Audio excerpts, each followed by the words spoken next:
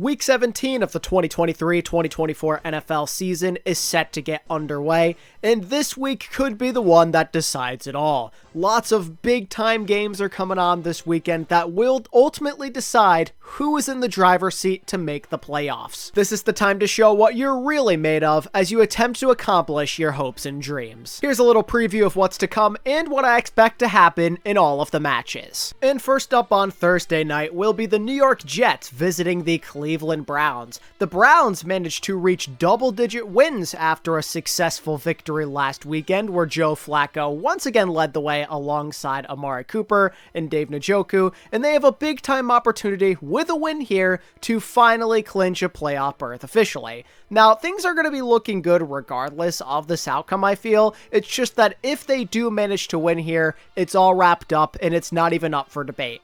And most people would agree they're absolutely favored to win this one. They've been playing some excellent football, even with Joe Flacco out there. Him and Amari Cooper literally just put on a show last weekend, and they're playing a Jets team that almost lost to the Commanders. They're still going to have Trevor Siemian out there as the starting quarterback, and that Browns defense should be able to bash him into the ground.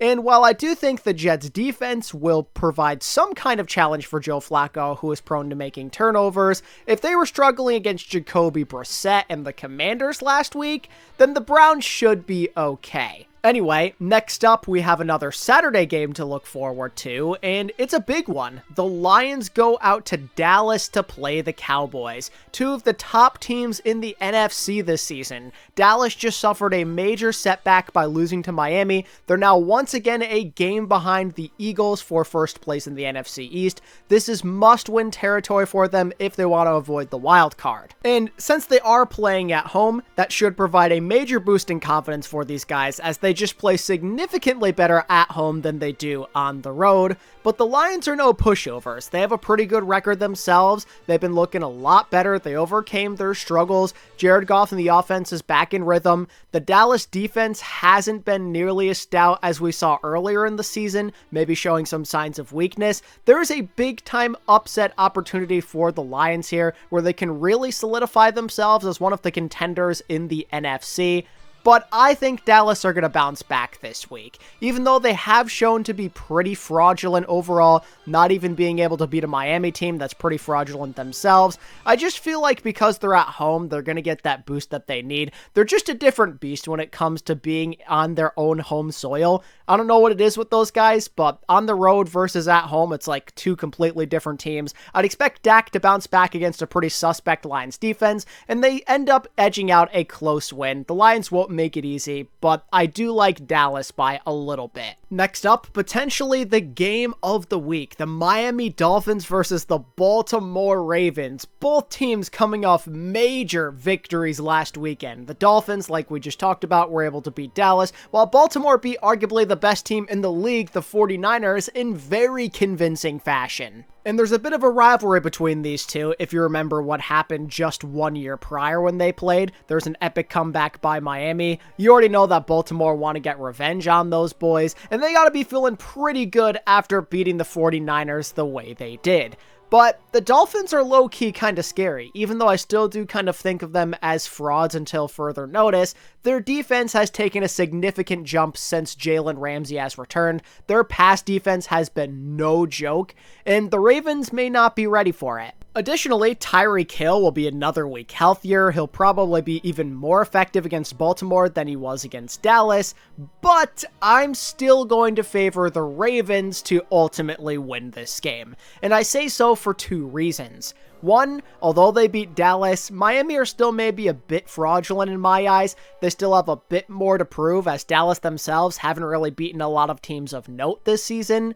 And at the same time, I mean, Baltimore just beat the freaking 49ers. How could I go against them after pulling off such a feat? They're the best team in football right now, with a deadly defense, and a run game that could maybe make up for that issue of going against that Ravens passing attack. I think over time, the Ravens are going to wear and tear on the Dolphins to get a maybe somewhat close win. I think they want revenge after the last time, and they'll get it. Also being played at 1 p.m. on Sunday, the New England Patriots versus the Buffalo Bills. Two teams that are in very interesting situations. The Patriots somehow just got a win over the Denver Broncos. I really don't know how that happened still, but it did.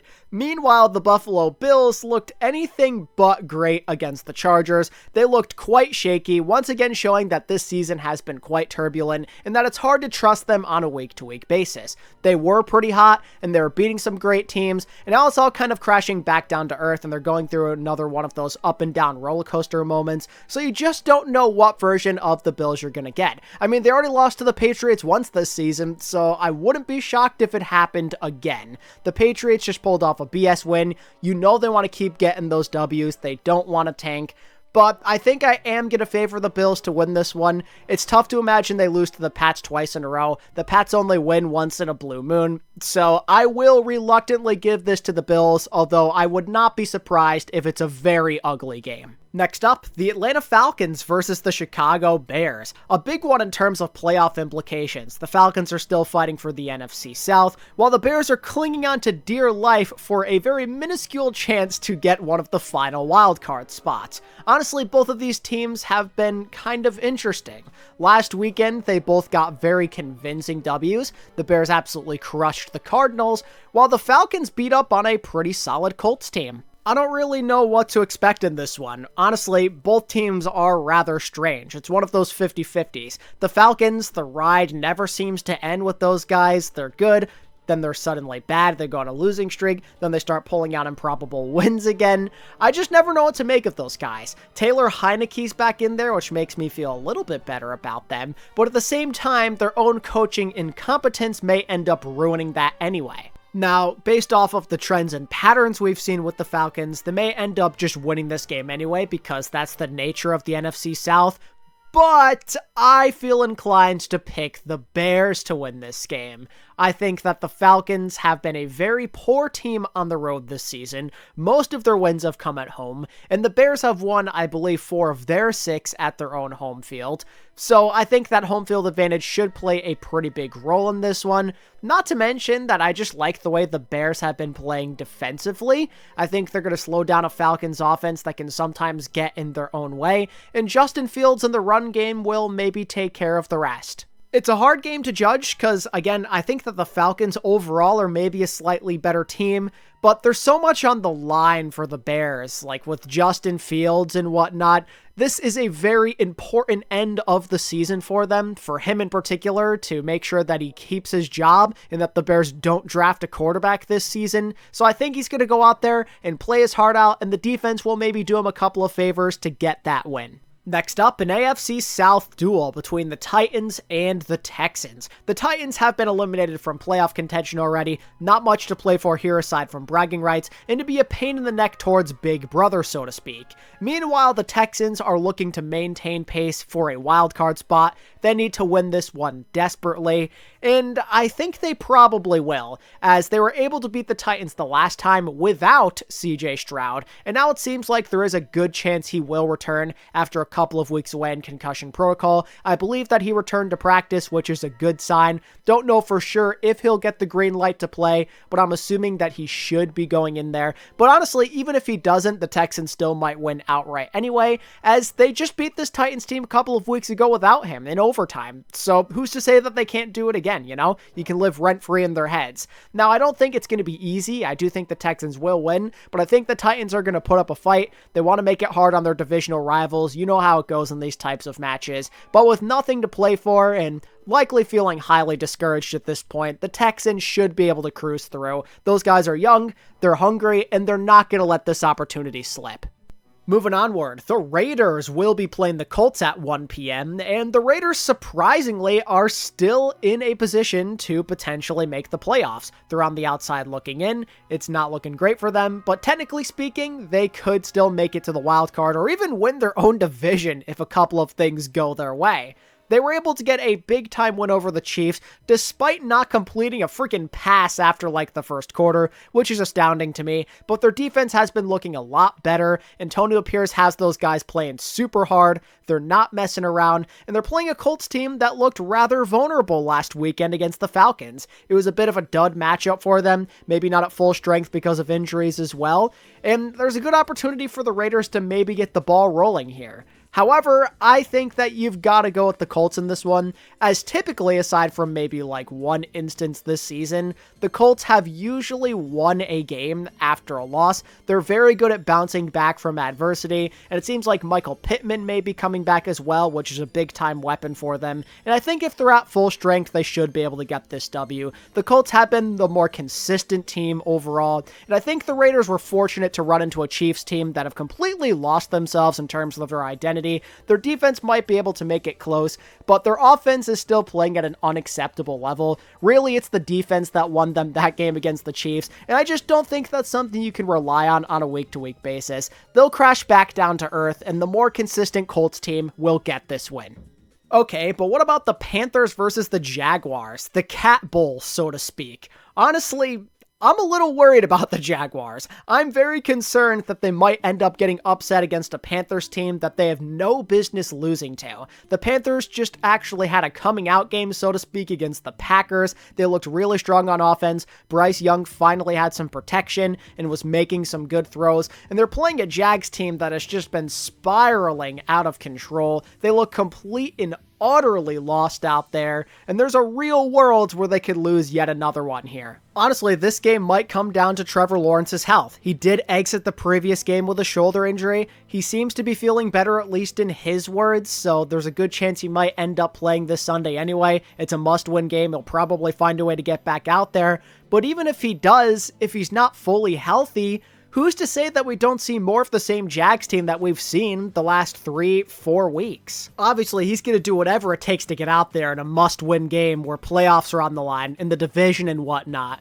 But if that's the case, I don't know if he's going to play the way that you'd like him to. It's almost like a Baker Mayfield situation when he played on Cleveland. And if that's the case, if that's the road we're headed down with all the different injuries he's been dealing with this season, I get this feeling the Jaguars might end up losing this one. Honestly, even if he doesn't play, they still might end up losing. I'm actually going to pick the Carolina Panthers to win this match. It feels really stupid to do that, and I know people are going to curse me out in the comment section, but I just don't like the body language of this Jags team right now. And if quarterback is going to continue to be a glaring hole, and they're going to have all of these injuries pile up on them, they're not going to play the desirable football that you're used to with them. Plus, it seems to me like we're kind of overdue for one of those good teams to completely collapse mid-season and somehow miss the playoffs. It's been a couple of years since we've had that team with a great record come early November that just loses like the rest of their games. The Jags feel like that team to me, with how they've been playing, with all their health issues, with how they just can't seem to stop this downhill momentum. I think they're going to lose out and miss the playoffs, and the Panthers are going to take advantage of a weakened team that is maybe not in the best mindset. This Panthers team technically doesn't have anything to lose by winning this game.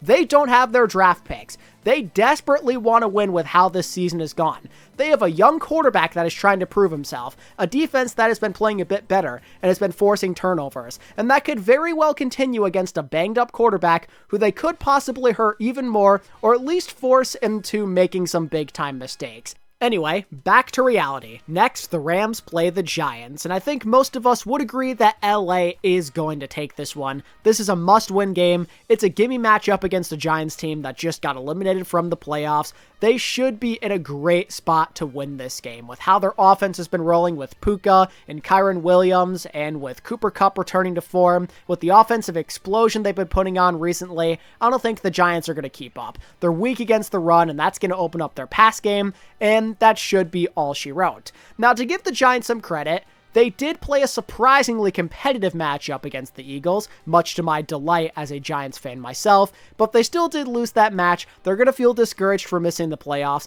and with Tyrod Taylor once again taking the mantle as the starting quarterback, it feels like this team is once again starting from scratch at offense, which is just no bueno considering how poor their offense has been in general this season.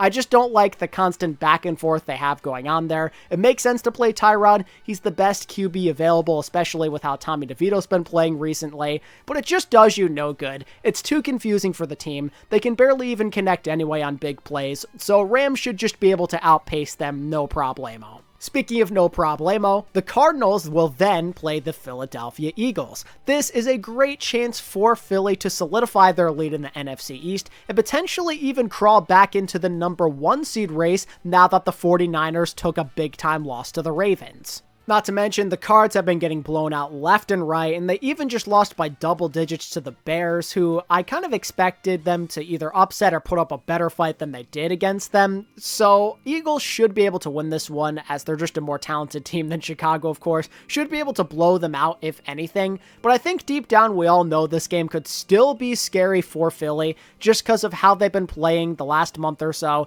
and the fact that they ended up playing a very close game against the Giants of all teams. That was a really sloppy game. Despite holding on, it never should have been that close to begin with. That is super scary stuff. They're desperately trying to hold on to this lead, and it feels like they're always susceptible to an upset or playing a closer game than they should. I'm gonna trust them to win this game with relative ease, but don't be surprised if the Cardinals make all Eagles fans worldwide clench those butt cheeks. Next up, maybe one of the biggest games of the entire year, when the Buccaneers play the Saints Part 2 Electric Boogaloo. Everything is on the line here. The winner of the trashiest division in the NFL could be crowned as early as this week. If the Buccaneers were to win this game, and the Atlanta Falcons lose, the NFC South is theirs. They smell the blood in the water. Can they capitalize on this golden opportunity? Well, in my opinion, yeah. I think they're going to. I think the Tampa Bay Buccaneers, so long as the Falcons come through and lose, are going to wrap up the NFC South right here. The NFC South is always susceptible to madness, but the fact of the matter is the Buccaneers have looked great in recent weeks. Baker Mayfield has been on fire. This dude has a fire lit under his soul right now, that chip on his shoulder, if you will. He is doing everything in his power to make this redemption arc actually come true. He's been putting up some excellent numbers, and against a Saints team that he actually had one of his better games of the season against back in October, I think he's in a great position to pull this off. Anything can happen. I suspect it will be a close game, just knowing that it's a divisional battle, and this division is hella confusing, but the Bucs right now have clearly been the better football team. They've won 4 straight. It feels like the offense is looking better and better with every passing week. Their defense is forcing timely turnovers when needed, and the Saints, by comparison, have been pretty sloppy. Some games where they get off to super slow starts. Now, in this one, I think they are going to fight for their lives, and they're going to give the Bucs hell, but I think eventually they're just going to fall behind, as Baker Mayfield has been the noticeably better quarterback than Derek Carr. Anything can happen in the NFC South, that much is certain, but the scriptwriters feel like they really want Baker Mayfield to succeed, so I'm going to roll with that storyline, and I'm going to pick the hot Buccaneers to continue their winning streak and potentially close out the NFC South. And concluding the 1 p.m. games on this week, you have the 49ers playing the Washington Commanders. Now, the Niners are coming off a very brutal loss to the Baltimore Ravens, where Brock Purdy had his worst game as a pro, throwing 4 interceptions. But I'm not that worried. It was a tough one, but the Ravens are a good team, and the Niners did go on a cold streak earlier this season in a similar fashion where Purdy was dealing with injuries. Same thing's happening right now. I think he should be good to go, and they'll look a lot better against the Commanders, who have been literally the worst defense in the NFL this season. The Commanders arguably have been like a bottom 2, bottom 3 team since the end of October, and that's probably not going to stop. They have quarterback issues. You have Jacoby Brissett coming in, not to mention that this is a good chance for Chase Young to destroy the team that drafted him. Everything just seems to be lining up in the 49ers' favor. This is a great way for them to bounce back and probably clinch out that number 1 seed if I remember correctly, and I just don't think they're going to waste it. They're way more talented than the Commanders, and they should win this one pretty handily regardless of who's playing quarterback. Now for the 4 p.m. slot. First up, the Steelers versus the Seattle Seahawks. This one is absolutely massive. Both teams currently sitting at 8-7, desperately trying to hold on to a potential wildcard spot. Seattle right now are riding a high. They're on a little bit of a win streak. Things are looking all right for them, but the Steelers actually found some life. They put up an offensive explosion against the Bengals with Mason Rudolph of all people, truly a Christmas miracle, and they're looking to continue that here. George Pickens was able to destroy that narrative that he's not working hard. He looks super happy out there. Maybe it's a sign of things to come for them. I'm liking how their defense is playing as well. Seattle are definitely very beatable. They're super up and down. I don't really know what to think of this for sure, But in the end, I actually will be picking the Seattle Seahawks to win. I don't know how reliable Mason Rudolph can be on a week-to-week basis. It's kind of been that way this season where sometimes backup quarterbacks do go on big-time hot streaks and they play really well for like 2-3 games, then suck. But the Steelers, I don't really know if you can count on them to have that success every single week with how their offense has been in general. In Seattle, you know they're going to figure it out with that great run game and with Geno connecting to some very talented receivers. The Seahawks are just the more reliable team. They're the better team for sure, and I think they're going to get this W, even though the Steelers do have that tendency to finish above or at 500. Also being played at this time will be the Chargers and the Broncos. The Broncos desperately need to win this one if they want to have any chance of staying in the AFC playoff race, despite it already being very slim. And they're playing a Chargers team that actually could give them a hard time, as they almost beat the Buffalo Bills somehow last week, while the Broncos took a mean L to the Patriots of all teams. And now, after all of that happened, it seems that Russell Wilson is being benched. Jarrett Stidham versus Easton Stick. Oh boy, I'm so excited for this one. You know what? Screw it. I'm going to pick the Chargers to win this game. The Broncos crushed them the last time, but that was when Russell Wilson was still confident, and he was still the starting quarterback. I think without him, things are going to go very downhill for Denver. He hasn't been playing great the last couple of weeks, but let's just be honest with ourselves. Benching your starting QB in Week 17 when your playoff hopes and dreams are on the line like that, that's going to hurt your team's confidence. I think that is going to completely destroy any chance of the Broncos winning the remaining games, and the Chargers are going to take advantage of that. They have nothing to play for anyway. I think they're to go out there and take out their frustrations on a Broncos team that they lost to badly the last time. They're going to get revenge for Justin Herbert, and their defense is maybe going to get a couple of stops. With how their pass rush has been looking, and the fact that Easton Stick honestly hasn't looked that bad, I think there's a good chance they could pull this off. And now, to finish up the 4 p.m. games, the Cincinnati Bengals play the Kansas City Chiefs. Both teams coming off some very terrible losses. Jake Browning had his worst game as a pro, throwing, 3 interceptions, while the Kansas City Chiefs had maybe their worst game of the season, somehow, someway losing to the Raiders, despite them not having any passing yards after the first quarter. That Chiefs offense is just an absolute disaster right now. They've lost their identity. They have absolutely no confidence in themselves. None of their guys can catch. They're afraid to even throw the ball downfield right now. Mahomes has no help, and I am a little worried that they could end up losing this game. The Bengals are a very scrappy team. They're still in playoff contention. They're rivals with these guys. I think a close game could be incoming. But I think that the Chiefs will pull through in the end to win this game. There's just too much on the line. They can't afford to lose this one. I just think it's very hard to believe that they'll continue to lose badly with Pat Mahomes out there. It may not be pretty. It doesn't feel like this is the year for the Chiefs, but I think at the very least they'll beat a Bengals team that looked very human. It seems like Jake Browning's time in the spotlight may be up, and the Chiefs will be able to take advantage of that in a close but ugly win. And to finish up Week 17 in the NFL season, the Green Bay Packers go to Minnesota for Sunday night. This one is absolutely massive. It's an NFC North divisional battle. These are always intense. These two teams hate each other, not to mention that there's still a slight hope of making the playoffs for both of them, so losing this one is simply unacceptable. And honestly, this could end up being a pretty good game.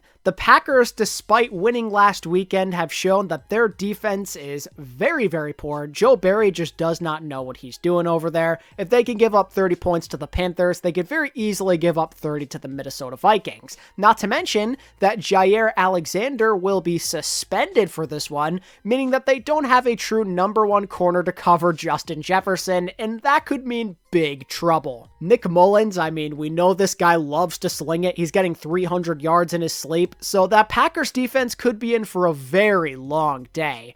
However, I do think offensively they're the more consistent team, which is why I am going to pick the Packers to edge out a win here. Jordan Love is just the more reliable quarterback than Nick Mullins. Love doesn't commit a lot of turnovers, and I think that's where the Packers will take advantage, maybe with time of possession, to edge out a close win. Nick Mullins, despite throwing for a shit ton of yards, just can't stop throwing interceptions. This dude is a pick machine, and I think even against a Packers defense that is very weak, that will continue.